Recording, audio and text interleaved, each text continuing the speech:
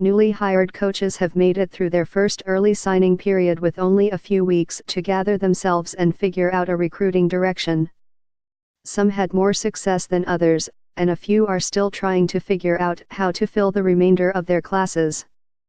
They'll all have another month to finish out the recruiting cycle, but here's how each new coach fared after the signing period. Arizona State Sun Devils new coach, Herm Edwards big win, landing running backs A.J. Carter and Brock Sturgis cause for pause. Edwards and Arizona State only have 12 commitments in the class and have now lost both of the original coordinators from the staff. There is a lot of work to do at Arizona State. Where they're at, Edwards and his staff signed 11 of the 12 commitments on Wednesday and were able to add a few pieces, especially at running back. There are still so many questions, though, about Edwards, the staff and how this is all going to work. They need to put it in overdrive in January to secure some confidence that they can recruit and they can land their targets. Edwards has been out of coaching for so long and had only a few weeks to prepare for this early signing period, but they need to start making an impression now. Arkansas Razorbacks new coach, Chad Morris big win, wide receiver Michael Woods cause for pause. As it stands, Morris and his staff have just 10 commitments in this class, 3 of whom have not signed. There is also only one commitment ranked as a 4-star, so January is going to be important. Where they're at, Morris and his staff have been on the job for just a few weeks, so it's hard to judge.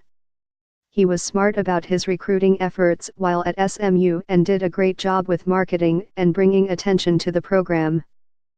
He will need to continue to find creative ways to get Arkansas to the forefront and get recruits excited about what's happening in the program.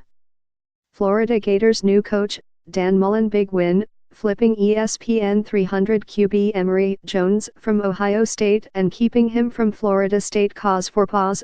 Florida suffered some decommitments during the transition who could have really helped this class, including ESPN 300 wide receivers Ja'Marr Chase and Jacob Copeland, as well as Devaughn Wilson and offensive lineman Curtis Dunlap Jr.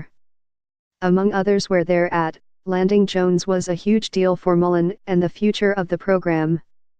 Quarterback has been such a point of contention and the cause of a lot of issues on offense, and Mullen was able to step in and land his guy.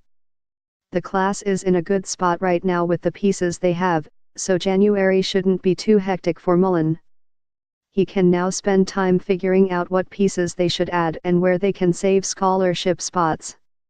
Florida State Seminoles new coach, Willie Taggart big win, flipping ESPN 300 defensive back Jaden Woodby from Ohio State cause for pause. The Seminoles are ranked no.